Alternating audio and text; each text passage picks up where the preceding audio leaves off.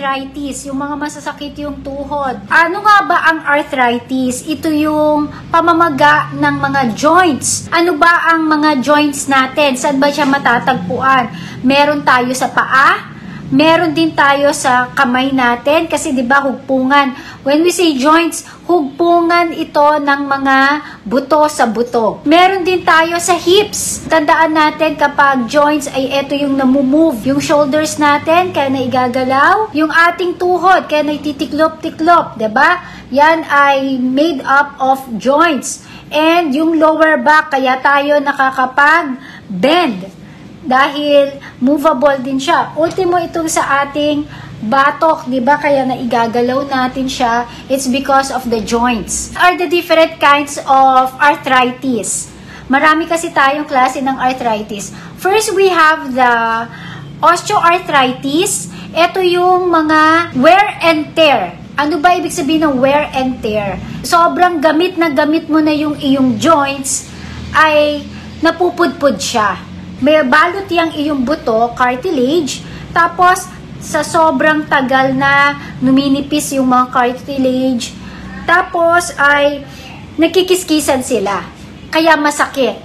Yun ang tinatawag nating osteoarthritis. Pinaka-common na klase ng arthritis, lalo na kapag nagkakaedad. Ankylosing spondylitis, it's another kind of arthritis na matatagpuan natin sa spine, especially yung sa lower back. Sa lower back natin, at saka dito sa may batok, dito. Sa may batok natin, it's the ankylosing spondylitis. Ang tawag kapag may arthritis ka sa spine. And then, we have the juvenile arthritis. Ito naman ay ang arthritis sa mga less than 16 years old.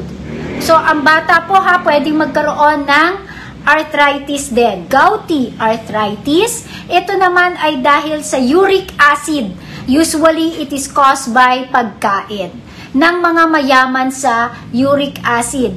Psoriatic arthritis, it is autoimmune disease because of your psoriasis.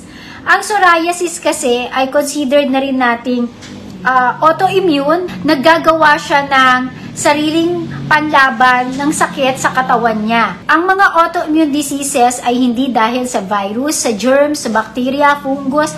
It is because of your sariling katawan na gumagawa ng panlaban sa katawan mo. The rheumatoid arthritis, it is an autoimmune disease. Ito ay yung immune system mo ang may diferensya. When we say kasi mga autoimmune diseases, usually, ang tinitira nila ay yung immune system natin na nag-a-attack sa synovial membrane. So, ano ba yung synovial membrane? Between the joints ay merong mga fluids yan. Yun yung kanyang sinisira.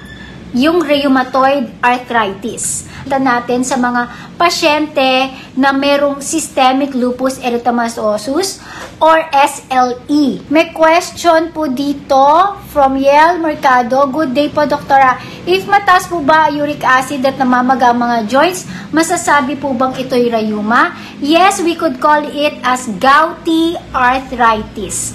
When mataas ang uric acid, gouty arthritis. And in some cases, in rheumatoid arthritis, ay mataas din ang uric acid. Kapag mayroong suspect ang doctor about rheumatoid arthritis, ay nagpapacheck ng uric acid, nagpapacheck din ng anti-nuclear antibody test or ANA, the ANA test, and nagpapacheck din tayo ng ESR, okay, erythrocyte sedimentation rate, para makita if there's an active infection. Kasi ang arthritis nga is considered as inflammation. So sa ESR, nag-check natin kung may active infection and inflammations. Lahat po yon ay non-fasting, okay? Kinukuhanan lang po ng dugo.